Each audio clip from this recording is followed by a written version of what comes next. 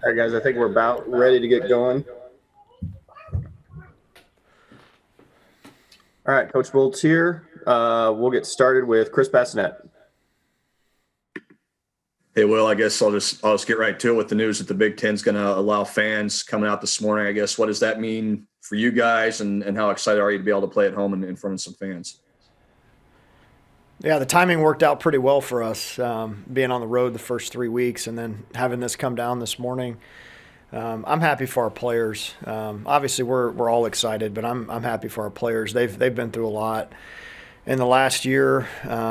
Had a lot of things taken away, but to have a little sense of normalcy this weekend, to have some Husker fans in the stands, I know they've been anxious to try to get out and see us play. And yeah, we're obviously don't know exactly the details yet of what it's going to look like or anything like that, but very excited for the prospects of having that happen.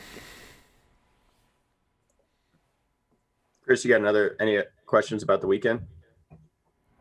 Yeah, I guess just how much does the approach change? Being at home, not having to get on a bus, not having to get on a plane. What's been the attitude of the guys? Just getting ready for that, knowing they can sleep in their own beds and all that sort of stuff. Yeah, the dynamic changes a little bit. You're not getting on a bus, you're not staying in a hotel, you're not practicing somebody else's field on Thursday. But yeah, I mean, we'll be rolling in from class on Friday when we get going. So there's a little bit of a different dynamic that way that some guys that haven't been here before have never dealt with. But I just think the excitement of playing on our field. I mean, it's been over a year now since we've had a game, and we had 4,000 people there on a Wednesday afternoon the last time these guys played at home. And so, again, just excited to be able to play at our home field, and it makes it even better knowing that we're going to have some people there to watch. Evan Bland. Hey, Will, can you just go into that a little bit more, just about the value of fans? I mean, you're a former player. Like, what does that just add in terms of the richness of the experience, the big moments? Can you just maybe put in perspective a little bit more what that means for the players and for you guys to have people this weekend? Yeah, I think you'd ask up and down our roster, our coaches, our support staff. I think we all know one of the main reasons that we're all here is because we love the atmosphere created by Husker Nation and just the support that gets poured out across the entire state. No matter where we are, there's Husker fans everywhere, and that's what makes this place so special. So just having the opportunity to play in front of those great fans and having a chance to have an atmosphere where you can kind of sense the big moment a little bit. I think that's maybe a little something too for some guys that just get the adrenaline going a little bit more at times. And ultimately it just comes down to what's happening between the lines. But at the same time, it's always great to have just that extra excitement, the buzz in the stadium. And like I said, all of our guys were recruited to come here, and a big reason they chose to come here was because of the atmosphere created in our ballpark. Wondering if I could just ask you quick about Max Anderson too. I mean, his start through 11 games. I'm just curious, and you were a guy who had a big freshman year too back in the day. But what has to be different about a guy to have that kind of immediate success at the plate, transitioning from high school to college like he has so far? Yeah, I guess it starts with a good swing, and that's not everything for everybody. But I will say a guy like him, his plate coverage is pretty advanced for a young hitter. There's just not a lot of places you can go to get him out. He can get to the inside pitch. He can cover the plate, out over the plate. And we spoke to this before. He just has one of those the demeanor where he's just not going to get really too high or too low. And I think that's just such a big part of being a consistent baseball player. Just you're dealing with so much learning and failure and those type of things that if you don't have a fairly even keeled mindset, you're going to ride the wave. And he's already somewhat done a little bit of that. He had a little skid where he wasn't getting hits, but he was still hitting the ball hard. So he's got a good swing. He's got a fantastic approach. He's ready to hit when he gets in the box, and it's just ultimately, he believes in what he's doing and he sticks with it and he doesn't ever waver from it. I think that's as important as anything.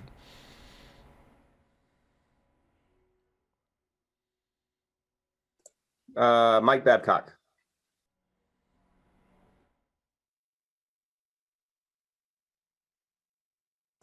Oh, Mike, I think you're on mute. Sorry, I'm better off on mute.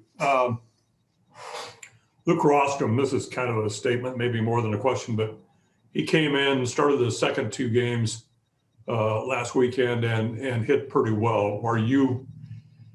Has he come on from, I mean, I know he's a veteran guy, but has he come on in a way that you had hoped? Yeah, I think early on, I think maybe he was just being a little too selective at times, and then he would get himself in situations where he felt that he was passive in at bat before, and then he'd be overly aggressive in another at bat. And again, just going back to the question about Max, what makes him a great hitter is he just sticks to his approach. Luke has done a much better job the last couple of games of sticking to his approach, where he's going to be more aggressive on pitches that he can handle. And you've seen it with him and most hitters. They're all fall in the same category when they're using the other side of the field or the big part of the field consistently. They're usually swinging the bat pretty good. And he got himself going with just a simple backside single that scored a run for us that beat the shift, and that kind of sparked him a little bit to hit the Oppo double, to hit the Oppo home run. He lined out hard to left field, and so he's definitely been more committed, I would say, to his approach the last few games. And when he does that, he's got a good swing. He's strong. He's got power, and he's a left-handed bat that we need, production from in the lineup with a lot of right-handed hitters. So it's been good to see him make that adjustment. He's a fifth-year player. He's been around a lot. He got some big hits for us, and most of it all just revolves around him just being committed to his approach at the plate. Is there a different kind of a pressure for a guy that opts to come back, like a fifth-year player? Is it unique to that sort of mindset that, well, I opted to come back, I need to do something to show that it was worth my coming back? I think there's a little bit of that regardless of what year you are. I think these guys are all just, they want to do the right thing. They want to do right by their teammates. They want so badly to win. But sometimes they can become a bit paralyzing in a big spot. And I just, with Luke, he wants it. I mean, he's a guy that is very he just wants to get it done so badly that at times he's just not been aggressive enough in some of those spots. So I don't think he puts any more pressure on himself because he's a fifth-year guy. I just think he, again, when he clears his mind and just keeps it simple, he's going to have a great chance to have success. Back to Evan Bland. Hey, Will, I guess, can you speak to the challenges that Minnesota presents this weekend and any changes to the rotation for you guys? Yeah, Minnesota's they're a little bit unique, I think, in the league where you see just about every team is playing predominantly all upperclassmen. They've had a lot more freshmen and sophomores pitch and play in their lineup, and they've played an awfully tough schedule. They've got a very talented roster. They've got some guys with good stuff, some good young players, some perhaps one of the better hitters in the league hitting in the middle of their order or right at the top of their order. Yeah, they've got a talented roster. They've played an extremely tough schedule up to this point as well, and they're just like every team in our league at this point. There's no weekend where you look and go, oh man, there's a we're just going to be able to just go have our way. I mean, Minnesota they're all obviously very well coached. They've got a coach that's been there for years and years and been to regionals and won championships, and so he's got that winning culture there. So yeah, they're gonna be a good team. They're gonna give us everything we can handle. We need to be ready to go from the first game on Friday. And as far as our rotation goes, we're gonna go with the same order as we'll go Povich on Friday. We'll go Roach game one, and then we'll actually go Jake Munns the second game of the doubleheader, and Shannon will stay on Sunday this week. Time for two more. Chris Bassinet. Well, how important was it just to get out of that series finale against Iowa with a win, just to kind of keep the good vibes and keep the momentum going into this week? Or is that something obviously you want to win games, so is that something you even worry about as far as trying to build momentum and things like that? No, I think there's something to that. I absolutely. You win a season series with Iowa, who's a really good team. Who I think, when it's all said and done, they're going to put all their pieces together and rack up a lot of wins.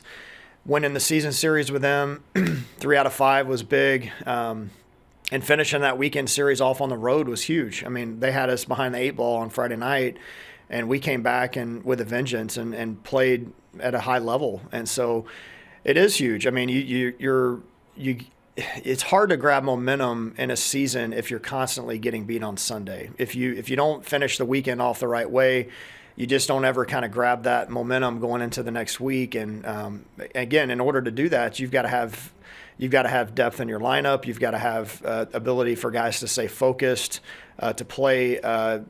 We call it Championship Sunday on Sundays. Like we've got to go out and approach that day like it's game 3 of a super regional. How would you go about your business on those days if that's what your ultimate prize was? And so we played fearlessly, and that's what I love to see on Sunday. We didn't play tight. We didn't play nervous to like, oh, this is a big game. We got down early, and our guys just kept coming. They just kept fighting. So, yeah, there is something to that. You get that momentum with a series win, and more importantly on Sunday, where you can kind of build on that going into practice and then into the next weekend. All right, last one for Coach Kevin Suits. Hey, Will, back to the discussion about fan attendance. Did you get a sense that this was coming? And then additionally, do you have any kind of idea how many fans may be allowed inside Haymarket Park this weekend? I think we were all hopeful that it would come. I think we were all hopeful that as things started to turn around with the virus and we know more about it and those type of things, that this day would come, that we would have the opportunity to have fans. So to say that we expected it, not necessarily. I've said it from the get-go. We're just going to roll with whatever they give us, and we're going to have a great attitude regardless. So it definitely is something our guys are going to be very excited about. But as far as the number goes, I don't get really involved with any of that stuff. Those are conversations that I'm sure have been had behind the scenes by a bunch of people that are much more qualified than I am to make those decisions. So whatever that number is, we'll be excited about, and it'll be a fun weekend. All right, that's it for Coach. We'll have Spencer Swellenbach step in next.